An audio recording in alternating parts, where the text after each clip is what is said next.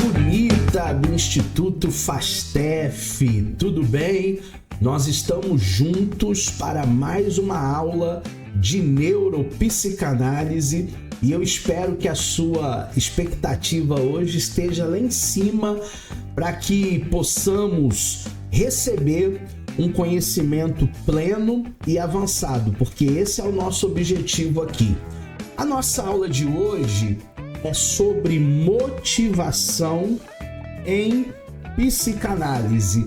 E eu já começo perguntando para vocês: vocês estão motivados para essa nossa aula do dia de hoje? Existem pessoas que você conhece, tomara que não seja você, que começam muito bem.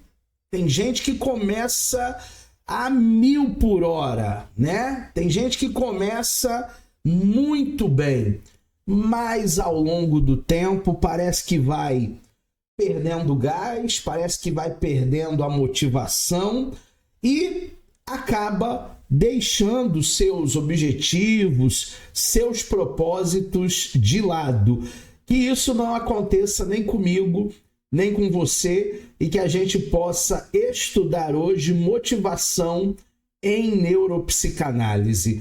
Hoje nós trataremos de alguns temas. Vamos fazer uma breve introdução nessa aula. Também falaremos de motivação intrínseca, motivação extrínseca e os seus conceitos sobre o que a neurociência, sobre o que a psicanálise fala sobre motivação. Traremos teorias relacionadas a esse tema, também a psicologia e a fisiologia na motivação e fecharemos com as considerações finais, com as referências e também com algumas sugestões que eu gosto sempre nas minhas aulas de dar para vocês. Sempre eu sugiro algum filme, alguma série, algum livro, para que você possa verdadeiramente se aprofundar ainda mais, além do seu material didático, além da apostila que você já recebeu. Dentro de uma anatomia da motivação, hoje nós precisamos entender e decodificar a intersecção oculta, porque muita gente não vê, entre biologia, psicologia e comportamento. Como eu sempre tenho falado, parece que isso aqui é um mantra da neuropsicanálise pra gente. Como eu sempre tenho dito para vocês aqui, todas essas coisas estão ligadas. A nossa biologia, que é a nossa parte física, a nossa psicologia, que é a nossa área mental, pensamentos, psique, mas também refletindo nas nossas ações, refletindo nos nossos comportamentos. Por que que tal pessoa age da maneira que age? Por que que ela fala da maneira que fala? Por que que ela toma decisões, às vezes até no calor do momento? E justamente por isso, porque o psicológico e o biológico refletem no nosso comportamento. Existem 4 pilares da motivação. O primeiro pilar é a energia ativa nos comportamentos, ou seja, se você está energizado, isso vai ativar comportamentos. Direção vai apontar para os nossos objetivos. Já diria alguém que, para quem não sabe para onde está indo, qualquer caminho serve, né? Mas nós sabemos exatamente para onde nós estamos indo. Persistência, que vai manter você naquele esforço constante. Não adianta nada eu ter ido ontem para a academia e nos próximos 6 meses eu não ir. Eu preciso ter ido ontem, ir hoje, ir amanhã, dentro de uma persistência, dentro de uma constância. E a individualidade, que é uma força única de cada pessoa. Quando nós estudamos psicanálise, nós falamos muito desta individualidade da pessoa. Essa individualidade minha, sua. Porque muitas vezes nós cometemos um erro de se ver através do outro, né? Espelhamos, fazemos espelhamento. Então a pessoa acaba se vendo através do outro. O que o outro gosta de comer, eu como. Como o outro se veste, eu imito. Aonde o outro gosta de viajar, eu vou. E nós vamos perdendo a nossa individualidade, nós vamos perdendo a nossa identidade. Existe uma história no filme A Procura da Felicidade, um filme aí ganhador do Oscar de 2006. Quem estrelou esse filme foi Will Smith e o seu filho, né? Essa história é baseada num caso real do Chris Gardner. É uma história de superação, é uma história de sucesso. O Chris Gardner, ele enfrentou uma extrema pobreza, ele enfrentou muitas dificuldades e ele inspirou esse filme A Procura da Felicidade. Ele passou maus bocados com esse menino, tá? Esse menino chegou a morar na rua, num albergue, dormir num banheiro de uma estação de trem com o seu pai. A mãe também não tinha muito autorresponsabilidade. Ele começa o filme tentando vender a uma espécie de aparelho médico que também não tinha muita saída, não tinha muita venda. De repente aquele aparelho dele estava até ultrapassado, as clínicas não queriam de fato fazer aquele investimento e ele consegue uma oportunidade de estudar para concorrer a uma única vaga com 40, 50, 60 candidatos para operar numa bolsa de valores, numa corretora de valores. E ele começa a estudar, mesmo sem muitos recursos, mesmo sem frequentar cursinho, mesmo não tendo toda aquela preparação, e ele, com toda a dificuldade dele, ele se supera. É um filme muito legal, muito bacana.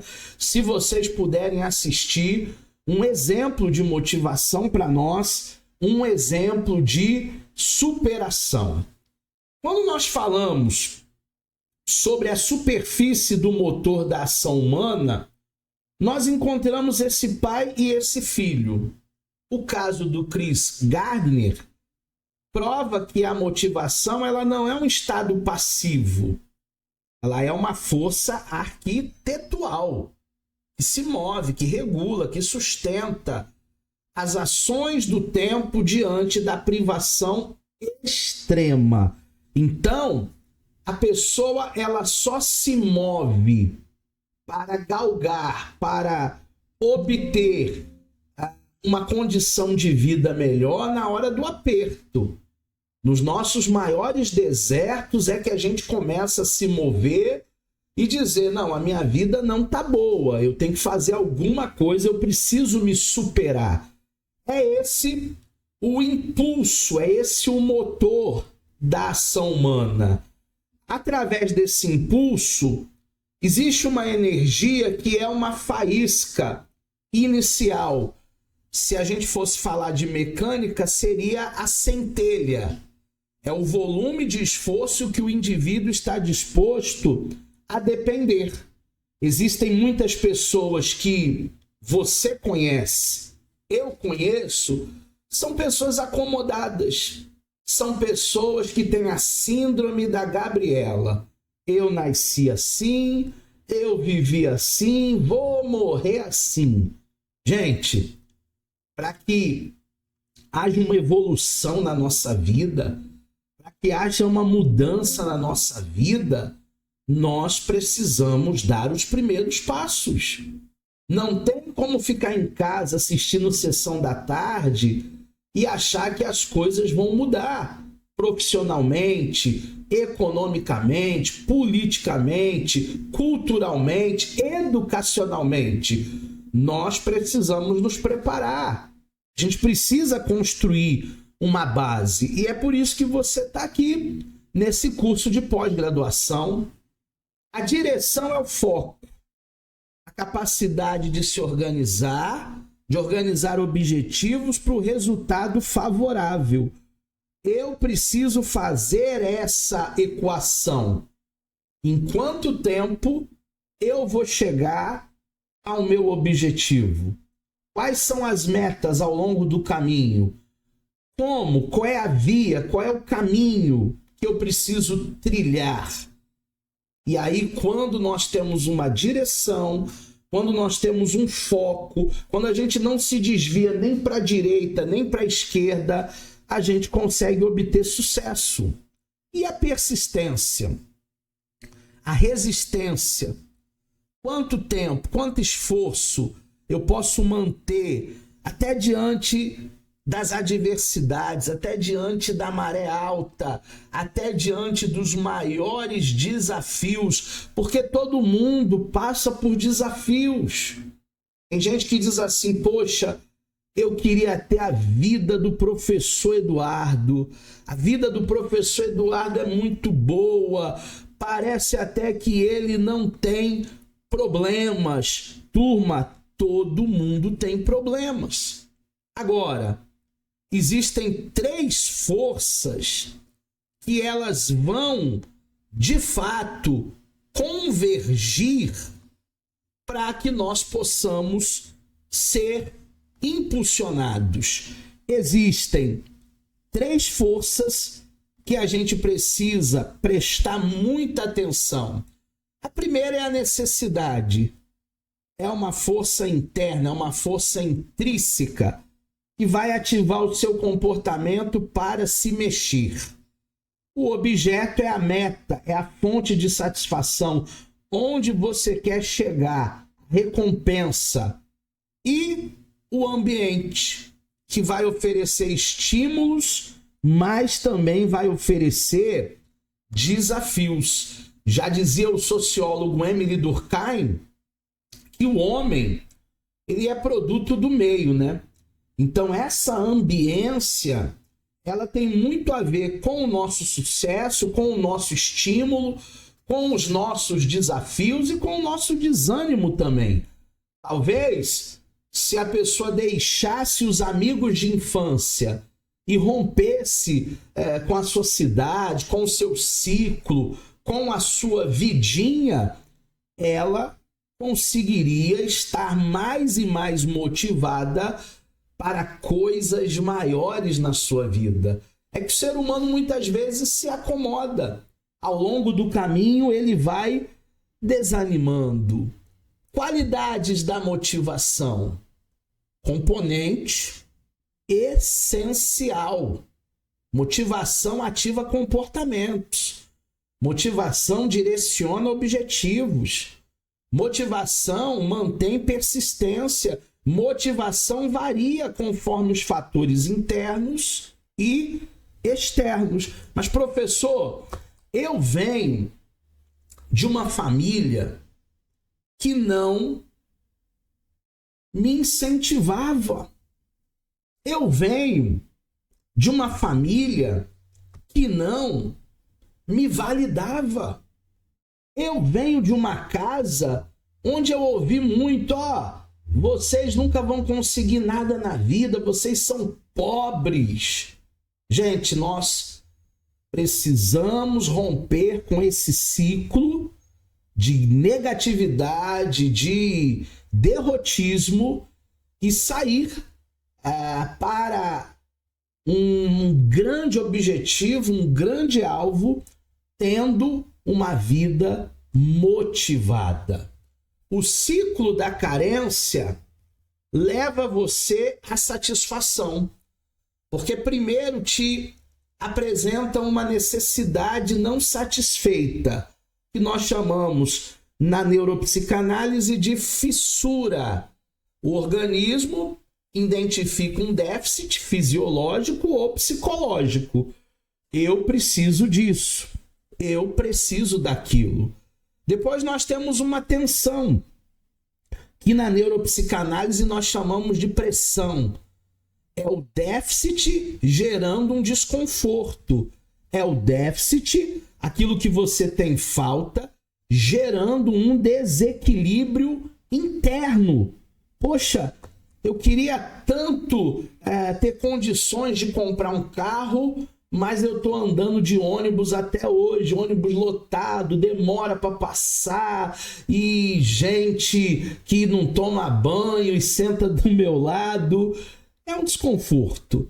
Depois nós temos um impulso, que nós chamamos na neuropsicanálise de gatilho. Essa vontade, ela é despertada e ela te motiva para uma energia individual. Em quarto lugar, nós temos esse comportamento de busca, de ação, esse comportamento de não se conformar, de interação com o ambiente para localizar o objeto de satisfação. Que nesse caso aqui, eu até coloquei como um objeto de satisfação ou de necessidade, digamos assim, que é um objeto de satisfação, de necessidade, algo material. Um carro, né? Um carro é algo material. Eu coloquei dessa maneira, mas poderia ser algo psicológico, poderia ser algo biológico, mas tem que haver essa busca. E por último, essa redução da tensão, que é o alívio, que é a meta atingida. Quando eu comprei o carro, quando eu emagreci 10 quilos, vai restaurar o teu equilíbrio de maneira temporal. E aqui nós vemos a intersecção, né? Lá em cima, a necessidade, que é o motivo que ativou o teu comportamento. Ao lado, nós temos o ambiente, que vai te oferecer estímulos e desafios. E do outro lado, o objetivo, a meta, a fonte de satisfação. No centro de tudo isso, nós encontramos a motivação. Por isso, mais uma vez, eu reforço nessa aula para que você possa estar aqui motivado, para que você possa estar aqui não olhando para as dificuldades, para os problemas, para as lutas, para aquilo que vem te acompanhando há tanto tempo, mas que você possa entender essa tríade. Vamos falar agora sobre motivação intrínseca e motivação extrínseca e os conceitos dessa intricidade e dessa extricidade. Quais são os elementos da motivação? Primeiro, a gente precisa definir. A motivação, ela envolve intensidade, ela envolve direção, ela envolve persistência, ela envolve objetivos a serem alcançados, necessidades fisiológicas ou psicológicas a serem supridas. Turma, o que faz uma pessoa levantar 5 horas da manhã para ir para a academia, puxar ferro? O que faz uma pessoa, nesse frio que eu estou passando aqui, deve estar hoje uns 15, 17 graus, aonde eu estou, o que faz essa pessoa acordar tão cedo, com neblina ainda, e ir fazer uma caminhada, e fazer uma corrida? A necessidade, a persistência, a motivação, o objetivo. Porque tem pessoas que vão ficar, de fato, a vida toda deitada no sofá e tomando um pote de sorvete da Que Bom ou da Nestlé, enfim. Existem pessoas que a única coisa que ela tem é televisão, é Netflix e por aí vai. Mas existe uma história, existe um conceito dentro da motivação. Evolução do estudo da motivação.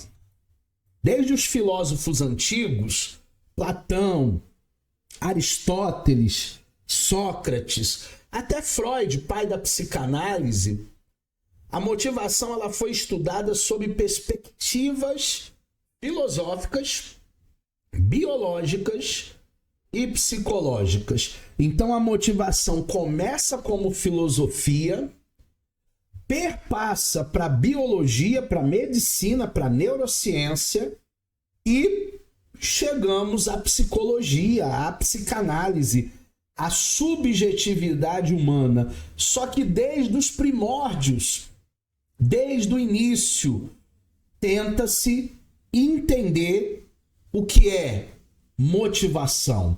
E aí existem dois tipos, né?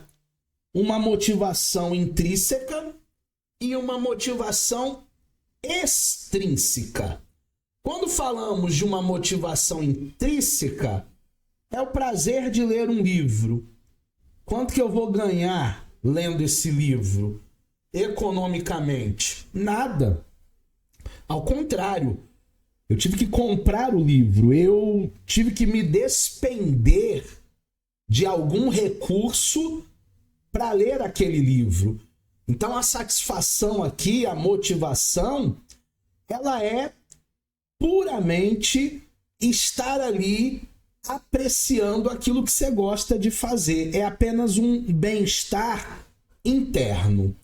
Mas nós temos também uma motivação extrínseca, que é aquela pessoa que estudou, que fez um concurso, fez uma faculdade, ela treinou e ela alcançou o seu troféu e ela pode expor o seu troféu para todo mundo. Isso é uma motivação de fora para dentro, não de dentro para fora. Então é importante nós entendermos esses conceitos de motivação. Qual é a diferença? A diferença é que a motivação extrínseca, ela vai visar sempre recompensas externas. Tem muita gente que vai chegar para você e vai mandar logo a real. O que eu vou ganhar com isso? Qual é o meu? Qual é a minha parte? Já a motivação intrínseca, ela vai envolver um prazer, uma satisfação interna. Não estou ganhando nada, mas eu estou bem. Eu estou bem fazendo essa atividade. Eu me lembro, alguns anos atrás, os meus filhos, eles eram ainda pequenos, e aí eu fui para uma praia com eles, sentei na cadeirinha, pé na areia, ondinha do mar, e eu peguei um livro e comecei a ler um livro sobre motivação, sobre o mapeamento da alma. E aí um dos meus filhos chegou para mim e falou assim: poxa, pai, a gente está na praia, vai trabalhar hoje? Porque na ideia dele, eu estava trabalhando lendo aquele livro. Não, eu não estava lendo, não estava trabalhando, eu estava curtindo a praia, com um pezinho na areia, com as ondas do mar, aquele barulhinho gostoso. Eu estava curtindo aquele momento com a minha literatura. O espectro motivacional. Vamos falar de origens da força. Quando há uma motivação intrínseca, interna, a origem é espontânea, é gratuita, é interna. O motor é o prazer pessoal, é o interesse genuíno, é a própria satisfação. A resiliência é alta, mantém essa chama viva perante as adversidades severas. E o melhor exemplo é estudar pelo prazer da descoberta do trabalho voluntário. Tem muita gente que não faz o que gosta. Eu estava conversando isso ontem com meu filho mais novo no carro. Ele está no 3º período de medicina e aí ele foi fazer um estágio no posto de saúde, na UBS, e ele disse, poxa, pela primeira vez, depois de 1 ano e meio, eu consegui uma orientadora que tem prazer, que tem amor, que tem paciência, que tem didática, que gosta do que faz. E aí eu disse para ele, assim deveriam ser todos os profissionais. Todos os profissionais deveriam gostar daquilo que fazem. A gente não deveria apenas trabalhar por uma recompensa, por um dinheiro. Oh vida, oh céus, oh azar, que droga. Não! Eu deveria trabalhar de cabeça erguida, sabendo que eu vou ter uma recompensa, né? Porque ninguém tá ali de graça, mas eu deveria, a priori, fazer o que me dá prazer, o que me dá satisfação. Já a motivação intrínseca, a origem é externa, orientada pelo ambiente. O motor são as recompensas, as gratificações, os incentivos. O que eu vou ganhar com isso? Essa é a ideia. A resiliência, ela é inconstante, depende inteiramente da manutenção do fator externo, né? Porque quando o meu patrão me dá um aumento, eu fico feliz. Me dá um bônus, eu fico feliz. Agora, se ele me dá mais trabalho, aí eu fico triste. A motivação, ela é inconstante. E o exemplo é a pessoa estudar apenas para tirar uma nota, apenas para ganhar uma estrelinha, apenas para cumprir o curso, apenas para ter a sua produtividade impulsionada por um bônus salarial. Eu não estou aqui para julgar valor, eu estou aqui apenas para apontar como é diferente essa questão motivacional. Muitas vezes a sua motivação, a minha motivação, ela começa de dentro. E muitas vezes ela necessita de valores externos. Vamos falar também, nessa aula de motivação e neuropsicanálise, sobre as teorias relacionadas à motivação. Existem muitas teorias sobre esse tema. Eu não vou ser pretensioso aqui, achando que vou esgotar a questão da motivação para vocês. Até porque a mente humana, ela é bem subjetiva. Mas nós vamos fazer um recorte, sim. O enfoque baseado em objetivos é essa motivação relacionada ao estímulo externo. A busca contínua por objetivos. É interessante, vamos voltar lá para o exemplo dos atletas. Que os atletas, eles sempre têm um novo objetivo, né? O cara que começa a correr, ou a moça também, a pessoa, ela começa correndo 200 metros, depois ela ganha mais resistência, ela quer correr meio quilômetro, depois ela passa a correr 1 quilômetro, daqui a pouco ela já está correndo 3 quilômetros, ganhando condicionamento físico, e daqui a alguns meses ele e ela vai querer correr uma maratona, porque esse enfoque está baseado em objetivos. Alcancei aquela meta, alcancei aquele objetivo, vamos traçar outros objetivos, vamos traçar outras metas. E aí nós temos a teoria do McGregor, que ele denominou teoria X e teoria Y. X e Y justamente para a gente não julgar valor, tá?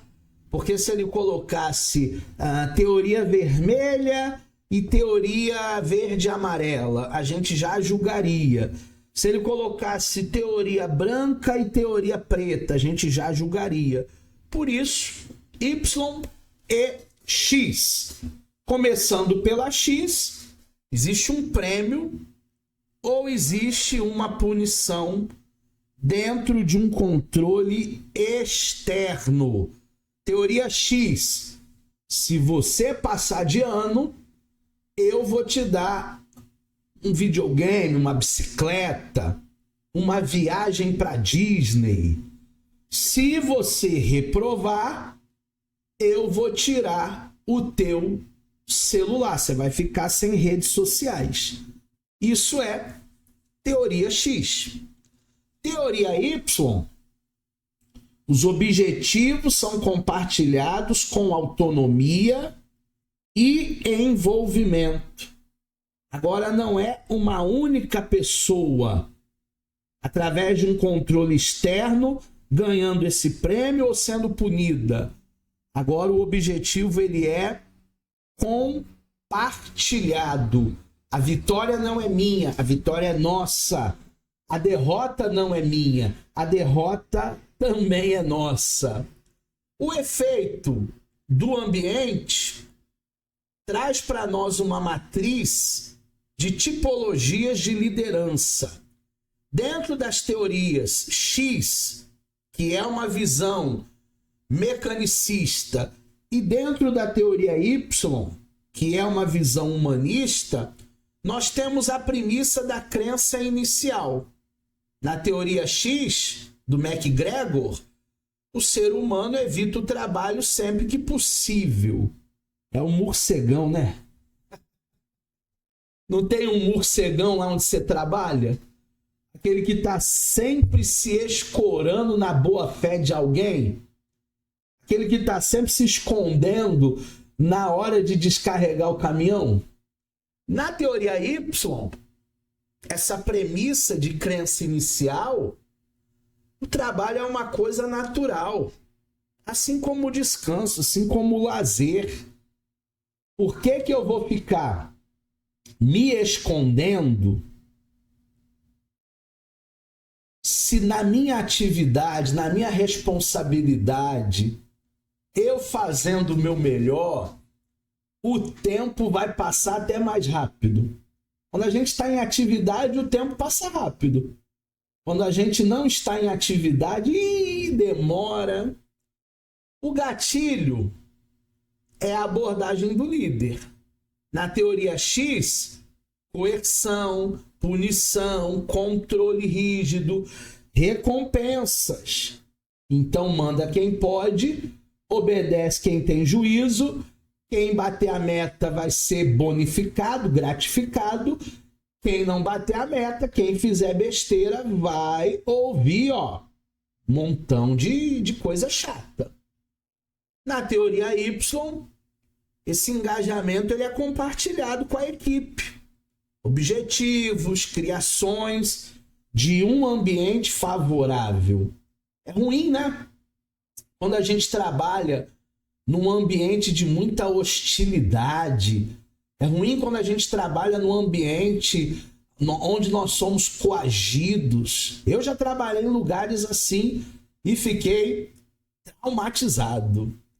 E o resultado, que é a profecia autorrealizável, na teoria X, mecanicista, fuga de responsabilidade. Busca por segurança primária, baixa ambição. A pessoa já está acostumada a viver naquela vidinha, de maneira até pejorativa, eu estou falando vidinha, e ela vai morrer ali. Ela não tem uma ambição de crescer, de estudar, de melhorar, de ser promovida, um plano de carreira, uma estratégia, um pensamento a longo prazo, né? Um pensamento para o futuro. Não. Ela vive apenas o momento e sempre foge das suas responsabilidades. O culpado é sempre o outro. Já na teoria Y, a visão humanista, vamos buscar maiores responsabilidades, vamos crescer, vamos superar. Mesmo tendo esse autocontrole, vamos fazer inovações, vamos fazer autonomias, o céu é o limite. A gente tem muito ainda que aprender. Eu tenho um objetivo na minha vida, já contei para vocês que são meus alunos mais antigos. Eu tenho um objetivo na minha vida de sempre aprender uma coisa nova. Todo dia eu pego alguma coisa nova que eu não sabia para aprender a fazer. Isso me motiva. Isso me estimula. Eu não quero parar no tempo. Ultimamente eu tenho estudado muito sobre inteligências artificiais. E eu tenho entendido o conceito. Ainda não sou um expert, ainda não sou ninguém de TI, né? Mas a gente vai se aprimorando, a gente vai melhorando, a gente vai aprendendo. Nessa teoria X e Y do MacGregor, de 1966, nós temos o perfil e a postura gerencial na teoria X. Essa teoria X vê o trabalho como algo desagradável, requerendo o controle. E nas minhas aulas de liderança, eu ensino a pessoa a não ser gerente, eu ensino a pessoa a ser líder. Líder é diferente de gerente. Depois procura o meu curso de liderança e gestão de pessoas para você fazer. Pode fazer totalmente online, você vai gostar muito. E na teoria X, se considera o trabalho como algo natural, motivador, condições favoráveis. É o que eu faço atualmente na minha vida, né? Eu sou professor universitário, eu amo lecionar, eu vejo o magistério como um sacerdócio e eu ainda ganho dinheiro, ainda ganho hora-aula para estar aqui. Então, eu estar aqui com vocês, para mim não é nenhum martírio, para mim não é nenhum sofrimento. É agradável demais. Temos a engenharia da vontade, as metas e as expectativas do teórico Locke. A expectância é o que eu sou capaz de realizar com o meu esforço. Você é capaz. Mesmo que alguém tenha dito para você, não pode, não dá, não vai conseguir, você é capaz. A instrumentalidade, o meu desempenho, realmente vai trazer uma recompensa? Sim. Quando a gente se esforça, quando a gente trabalha direito, isso vai trazer benefícios. A valência é quão valiosa essa recompensa é para mim. E se a gente juntar a expectância, mais a instrumentalidade, mais a valência, nós vamos ter uma força chamada força motriz. O que é uma força motriz? É aquela força do cabo de guerra. Já brincaram? No sítio, no acampamento? Fica lá de um lado as meninas, fica do outro lado os meninos, cada um puxa para o seu lado, e se eles conseguirem no seu grupo juntarem as forças, eles ganham.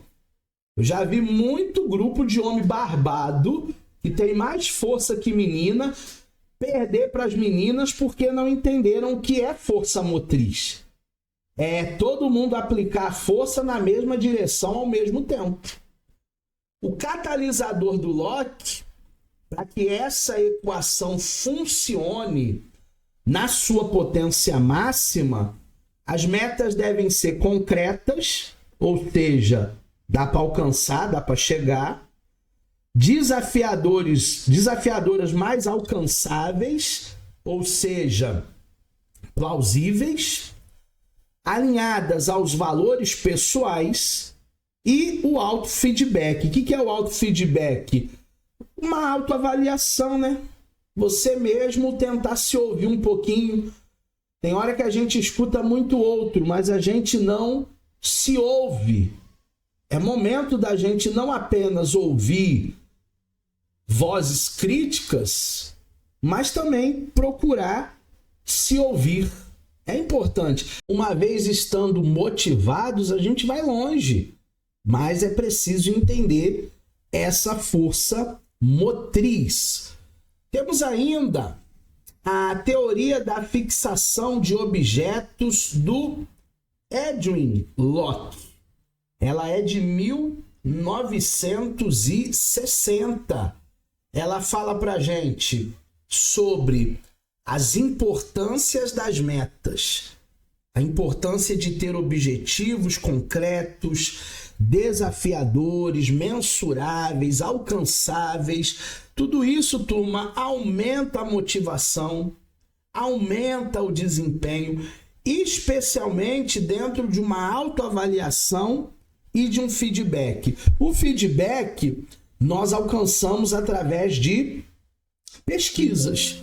Você mesmo pode pesquisar sobre o que as pessoas estão achando do seu trabalho, do teu desempenho, mas o feedback também nos aponta muita coisa importante. A autoavaliação nada mais é do que você olhar para si, para as suas atitudes. Teoria das expectativas de Verron. A expectância é o que eu acredito fazer, o que eu posso fazer. A instrumentalidade é o meu comportamento atingindo o objetivo. E a valência é o objetivo que é relevante para mim, o que não tem preço. Então, tudo isso somados, expectância, instrumentalidade mais valência, vai trazer para você motivação. Se falta expectância, falta aquela certeza, aquela coragem de acreditar em si mesmo, aquela segurança, então falta tudo.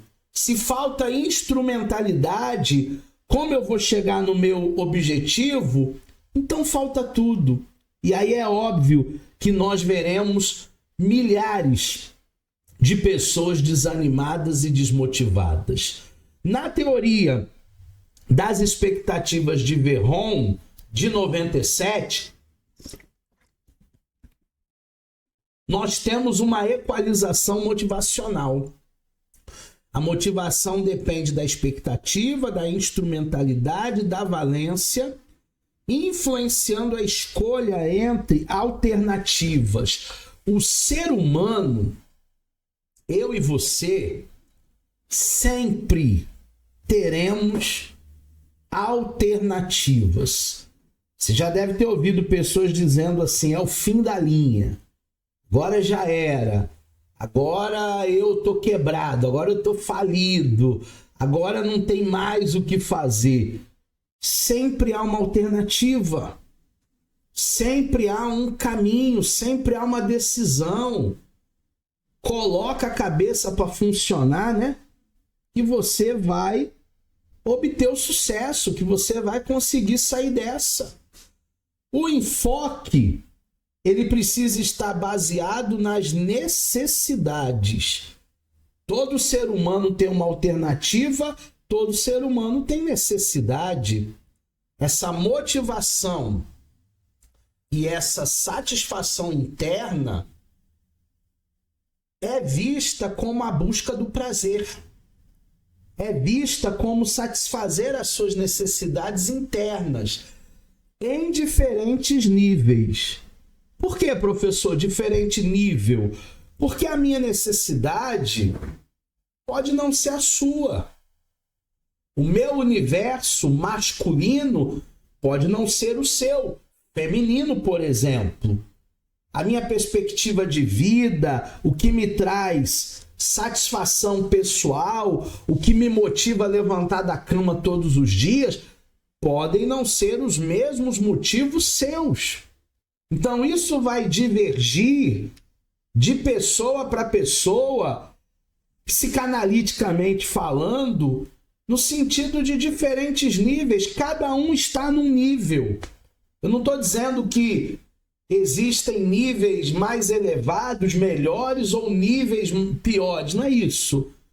Mas é justamente o olhar, é justamente a perspectiva, É justamente deixar de ver a vida preto e branco para ver a vida colorida. É justamente entender suas necessidades, aquilo que vale a pena e aquilo que não vale. Poxa, tem coisas que valem muito a pena.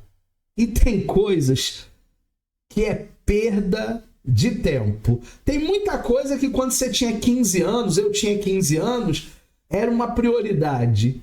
Hoje aquilo ali já não faz mais nenhum sentido. Vamos falar da pirâmide de Maslow. Nós temos lá no topo da pirâmide, lá em cima, a realização, a criatividade, o crescimento. Um pouquinho mais embaixo nós temos a estima, que é o respeito, que é a confiança. No meio da pirâmide nós temos o amor, a necessidade da família, da amizade, dos nossos pares. A segurança, que já está quase na base da pirâmide, proteção, estabilidade, poder ir e vir.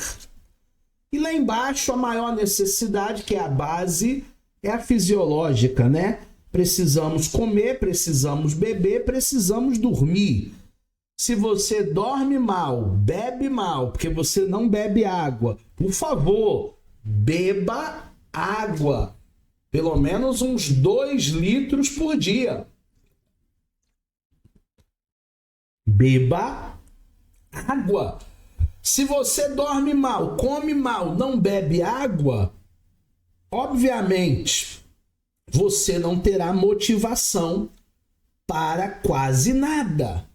Na teoria do Abraham Maslow, de 1963, nós temos essa pirâmide: fisiologia, segurança, vida social, estima e realização pessoal. O que você está fazendo para chegar lá no topo? São pirâmides de necessidade.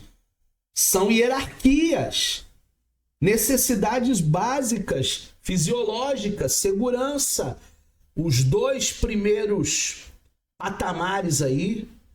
Necessidades superiores, social, autoestima, autorrealização, motivando-se progressivamente. Você sabia que até carro velho, quando você dá um empurrãozinho, ele pega, ele anda? Eu tô com um carro velho aqui na garagem. Hoje de manhã eu fui dar partida, não consegui. Mas daqui a pouco, deixa esquentar um pouquinho o dia, eu vou dar um empurrãozinho nele. Com certeza ele vai pegar. Pelo menos para chegar no mecânico, ele vai pegar. Então nós precisamos estar motivados. Nós precisamos de um empurrãozinho na vida. E as coisas, quando começam a dar certo, isso nos motiva. Fatores de Heisenberg. O fator higiênico nessa teoria é a política da empresa, é o salário que foi acertado contigo, é o status social, é um advogado, é um engenheiro, é um doutor, e é a condição de trabalho com supervisão. Os fatores motivacionais são as conquistas, é o reconhecimento, a responsabilidade, o crescimento. Turma, quem não quer ser reconhecido? Quem não quer galgar um patamar mais elevado? Quem não quer ser admirado? Todos nós temos essa necessidade. É uma necessidade legítima, é uma necessidade do ser humano. Não tem nada a ver com vaidade, não tem nada a ver com orgulho, tem a ver com motivação. O mapeamento das necessidades humanas, nós podemos traçar um paralelo aí com Heisenberg e com Maslow na sua pirâmide. para o Heisenberg, os fatores higiênicos, eles estão ali na base da pirâmide. Política, salário, relações interpessoais. É basicamente o meio da pirâmide ali. A ausência disso vai gerar uma desmotivação. Ó vida, ó céus, ó que droga. Por que eu acordei hoje? Mas a presença disso não gera motivação profunda, impulsionadas pela privação. Então não é porque alguém não tem nada que alguém vai ser mais motivado do que quem tem tudo. Geralmente é o inverso, tá? Quem tem tudo, algumas pessoas não são muito motivadas, não. Já os fatores motivacionais estão lá no topo da pirâmide. Estima e realização pessoal são fatores intrínsecos, está dentro de você, ativamente gera tração, satisfação contínua. Você sabe o que é tração? Deixa eu pegar aqui um carrinho da estante.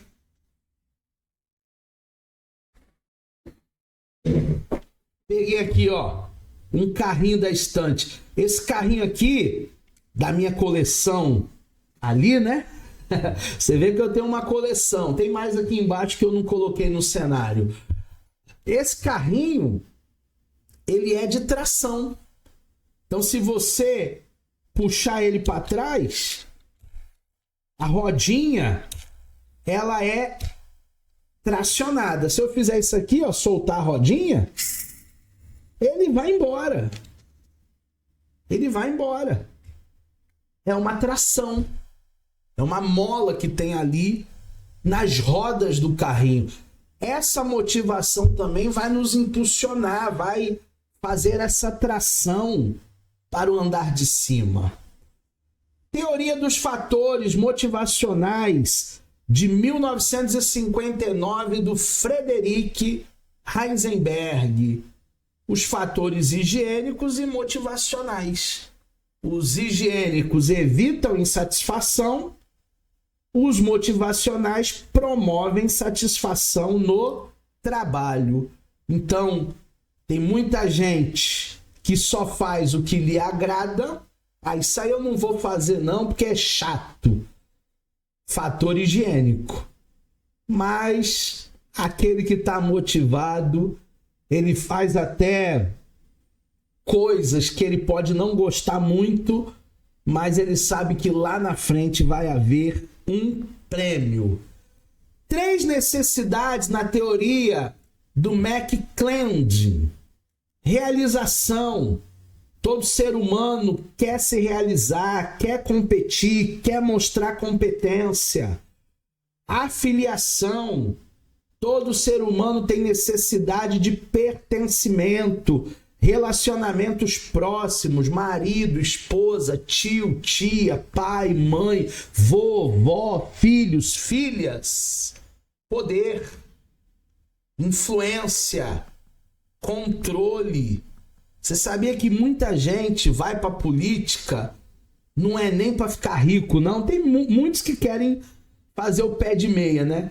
Mas tem muita gente que vai para a política, não é nem porque não tem dinheiro. Alguns já nasceram até num berço de ouro. Muitos já nasceram até numa família abastada, numa família rica, numa família legal. Muitos querem ir para a política por causa da influência, por causa do poder, por causa, ó, da caneta, da canetada, caneta poderosa.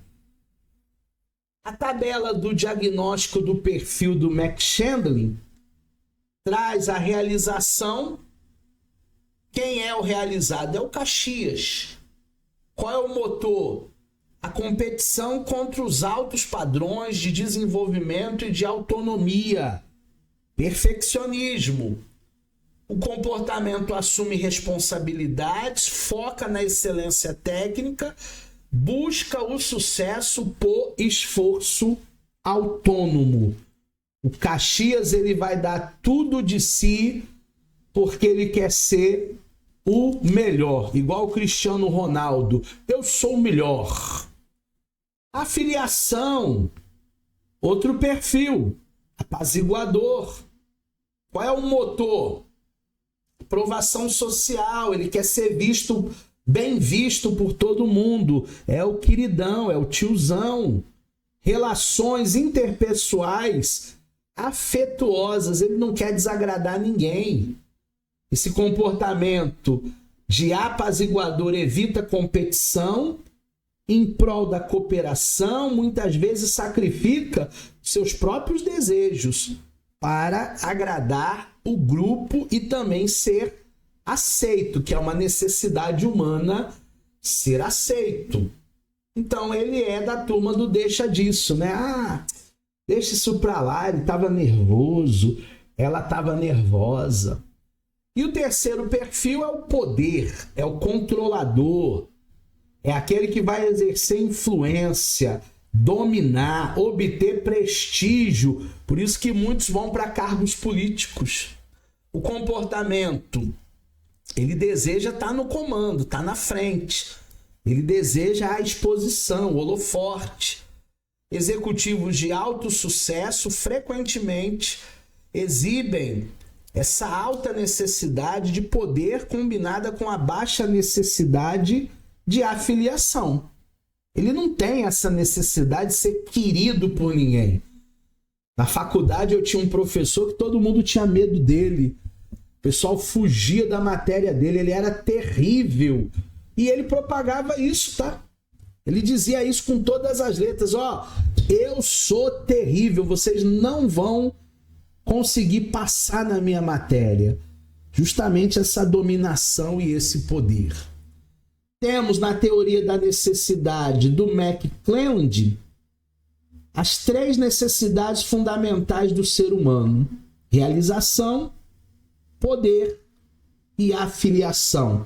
Elas definem o perfil motivacional de cada comportamento. Por isso que as pessoas elas são diferentes umas das outras, porque o comportamento não é igual.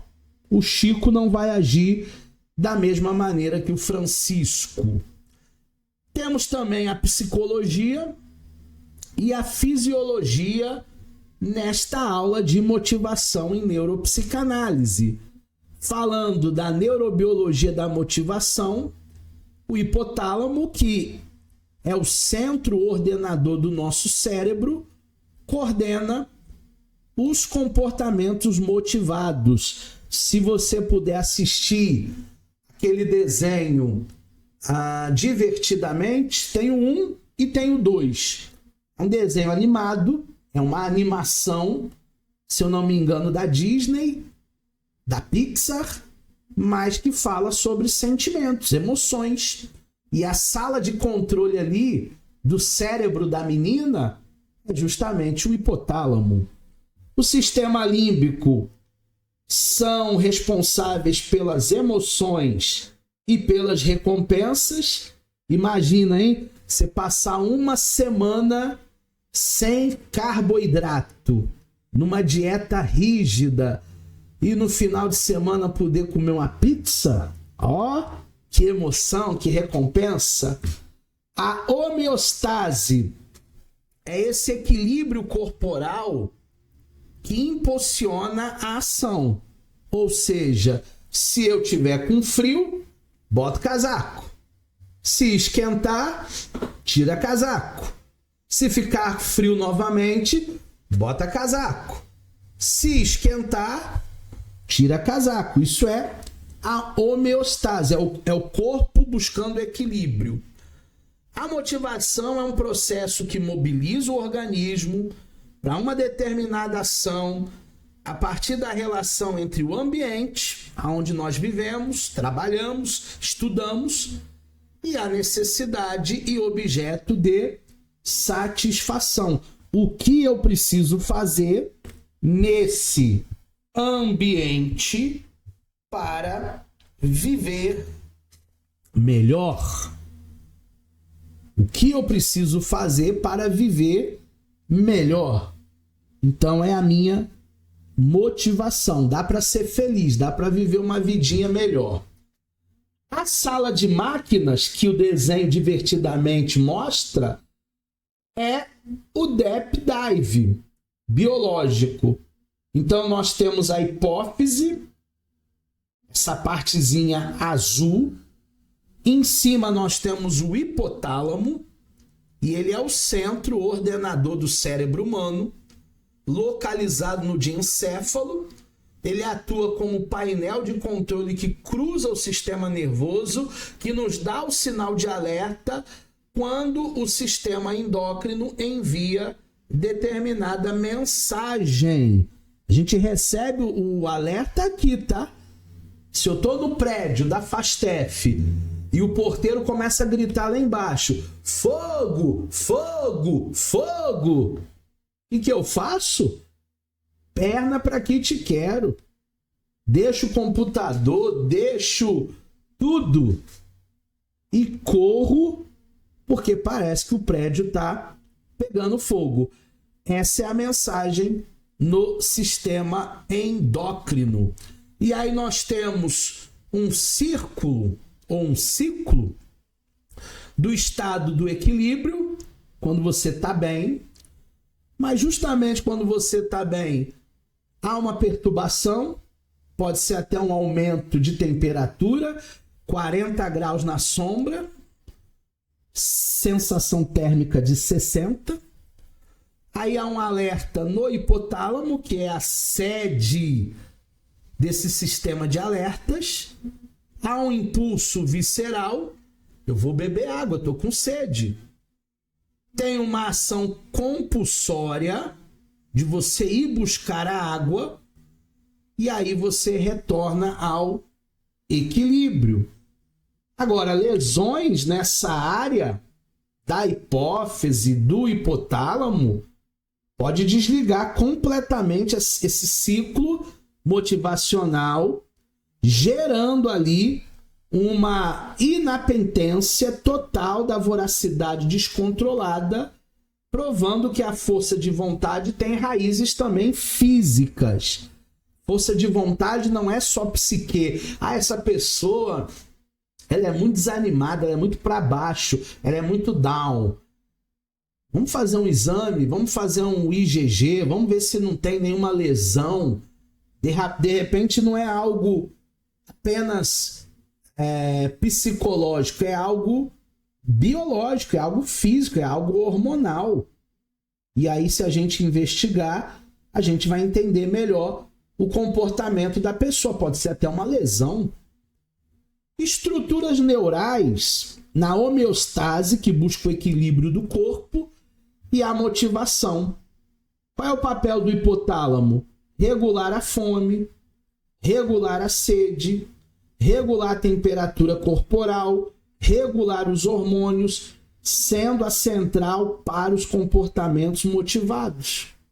Se uma pessoa está comendo além da conta, ela está comendo as emoções. Se uma pessoa está bebendo de manhã, de tarde, de noite, tem gente que só não come porque não tem farinha. Porque se tivesse farinha, ela não beberia, ela comeria, né? Eu como com farinha. Todo desequilíbrio passa por um papel do hipotálamo. O hipotálamo, ele é responsável por essa desregulação da fome, da sede, da temperatura hormonal.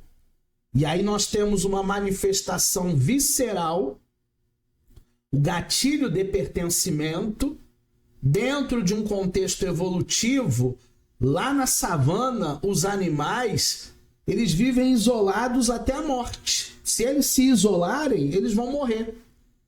A exclusão social vai ativar os mesmos circuitos neurais de alerta que a dor física produz. Então é interessante, né? O leão consegue devorar a presa, pode ser uma zebrinha, coitada, quando ela está distante. quando ela se perde do seu grupo, quando ela se torna uma presa fácil para o leão.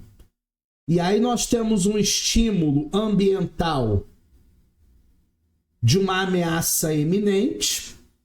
No experimento do teórico Schwarter, e esse experimento é como se fosse um aviso de choque elétrico. No caminho A, tem uma alta ansiedade. O aviso é severo, porque existe uma dor. Tem um pico de estresse. E quando há um pico de estresse, a resposta busca ativamente por uma afiliação. Escolher esperar junto com os outros para validação mútua. Conclusão: esse agrupamento social não é apenas uma preferência cultural, é um mecanismo biológico de sobrevivência, acionado pela ansiedade como estratégia de sobrevivência. No momento do perigo, recebi o alerta. Eu vou correr para onde? Eu vou correr para a minha manada, eu vou correr para o meu grupo. Eles podem me proteger. Mas existe o caminho B, né?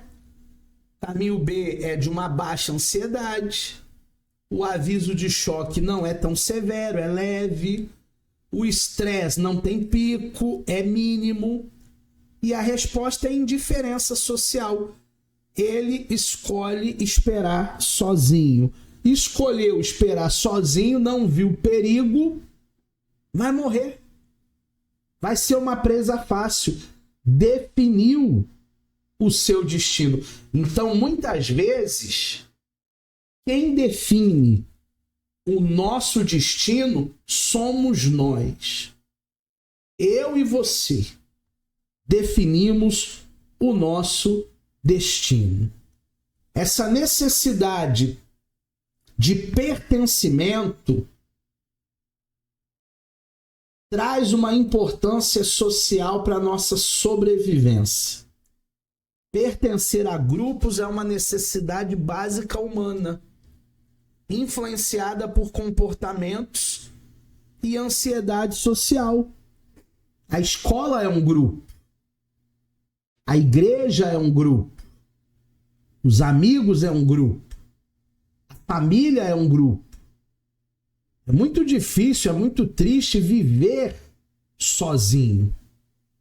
Existem pessoas que se isolam da família, do mundo, dos filhos, buscando uma pseudo-paz.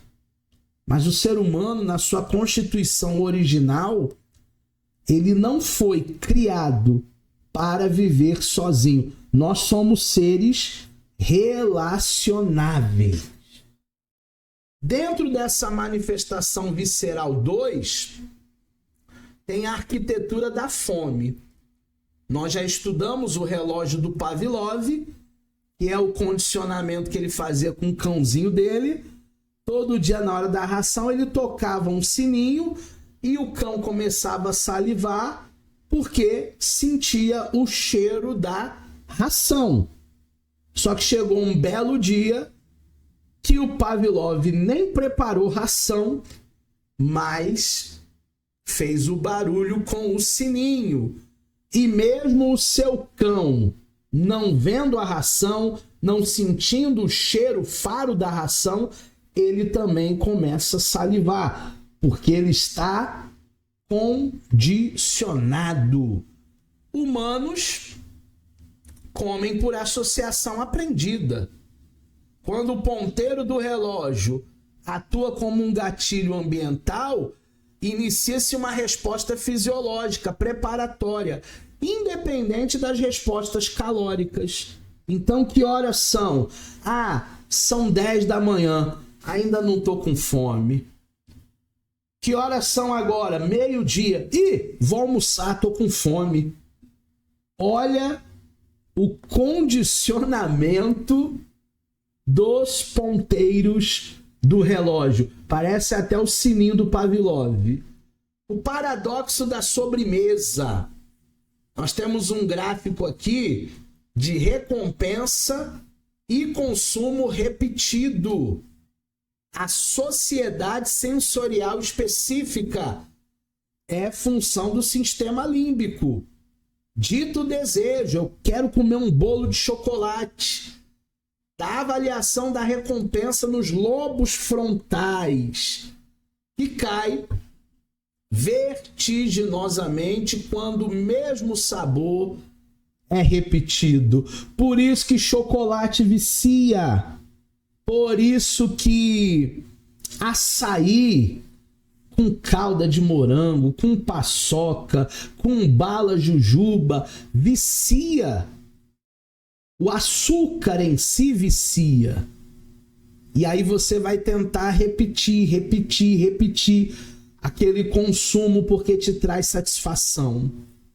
A vantagem evolutiva é a vontade biológica de provar sabores novos, garantia da ingestão de um espectro mais amplo de nutrientes vitais. Então, todo ser humano deveria, provar novos sabores. O problema é que a nossa alimentação ela é muito infantil, ela é muito viciada. E a gente já rejeita o que a gente até desconhece. Os aspectos biológicos e também sociais na alimentação, a alimentação é vital para a sobrevivência, né? Nós comemos para viver. Tem gente que é o contrário, tem gente que vive para comer. Relações sociais, quando você faz uma festa, comida, restaurante, rodízio de pizza, influenciadas pelo hipotálamo, pelo sistema límbico, condicionado pelas preferências culturais que afetam os nossos hábitos. Por que a gente não come cachorro? Porque na nossa cultura ocidental, a gente não foi criado, ensinado a comer cachorro de granja. Mas tem países orientais que comem. Por que a gente não come insetos? Tem países aí que come formiga, come besouro, come barata. Para nós, fazemos até carinha de nojo, né? Justamente por isso. Porque nós não fomos treinados, não tivemos essa cultura. A manifestação visceral, a curva da ativação sexual, os motores químicos do hipotálamo na liberação de andrógenos cruza com o sistema límbico receptores dopaminérgicos para o prazer. Então, como é a curva de ativação sexual? Começa, por exemplo, com a excitação, é o ponto de ignição, é a centelha, o direcionamento sanguíneo. Aí nós chegamos a um platô, que é a aceleração, o pico de frequência cardíaca aumenta e é aqui que se perde as inibições. Por isso que ninguém tem vergonha de ficar pelado na frente de ninguém nessa curva de ativação. Chegamos ao orgasmo, que é o clímax, o ponto mais alto, com as contrações musculares involuntárias. E depois começamos a declinar com a resolução, com a queda de tensão.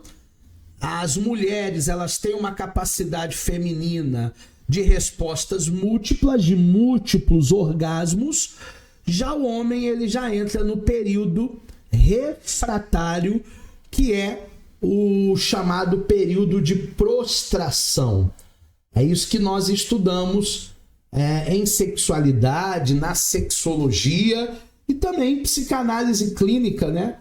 Tem tudo a ver com a nossa disciplina também, porque estamos falando de neurociências, estamos falando de psicanálise, estamos falando de comportamento sexual. Isso é energia.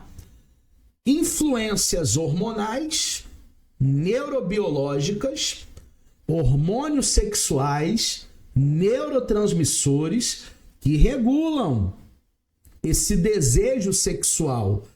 O ciclo de resposta sexual inclui excitação, platô, orgasmo e resolução. Então, se alguém não tem tido vontade, que para muitos é traduzido como libido, né? E a gente sabe que libido em psicanálise é muito mais amplo do que um comportamento de coito ou com uma conotação sexual, né? Libido é essa pulsão de vida, mas se alguém não tem tido popularmente essa libido, então é necessário prestar atenção nos neurotransmissores, nos hormônios sexuais.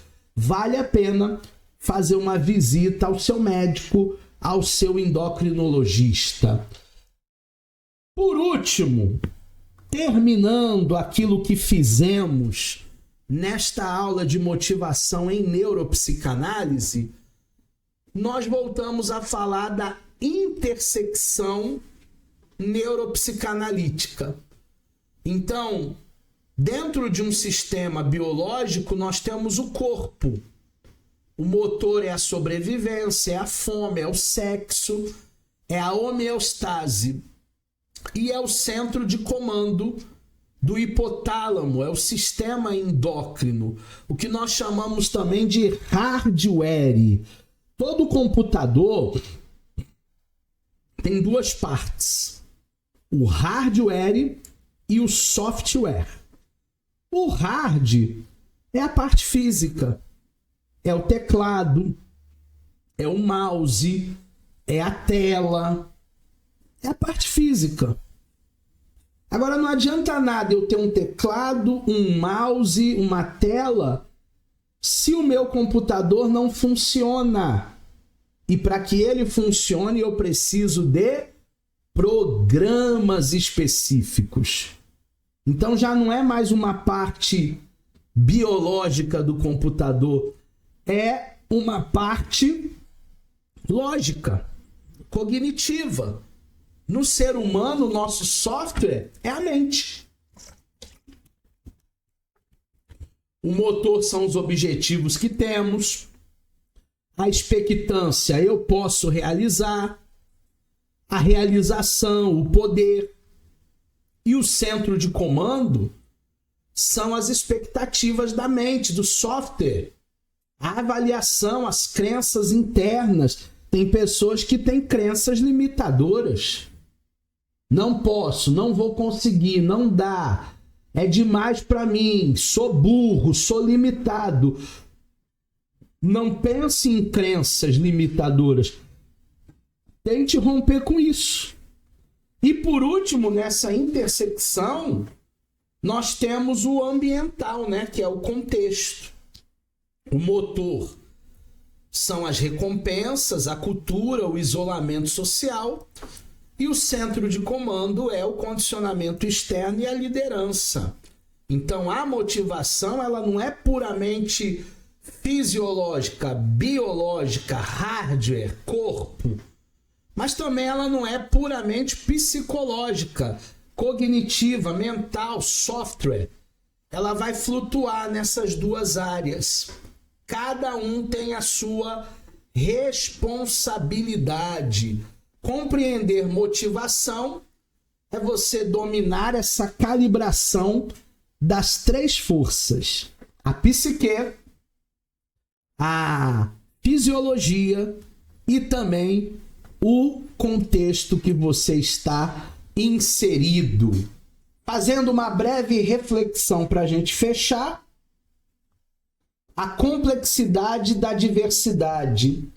Motivação é multifacetada, vai englobar fatores intrínsecos, de dentro para fora, extrínsecos, de fora para dentro, o que eu vou ganhar com isso, com teorias complementares para explicar o comportamento fisiológico e também psicológico. Chegamos por aqui nesta nossa aula de motivação em neuropsicanálise. Eu espero que a aula de hoje tenha sido de grande valia. Não deixe de ler o seu material didático e só depois você faz a avaliação. Combinado? Sem consulta de IA, sem consulta de Google. Eu confio em você, você pode, você está motivado. Até a próxima aula, nos vemos brevemente.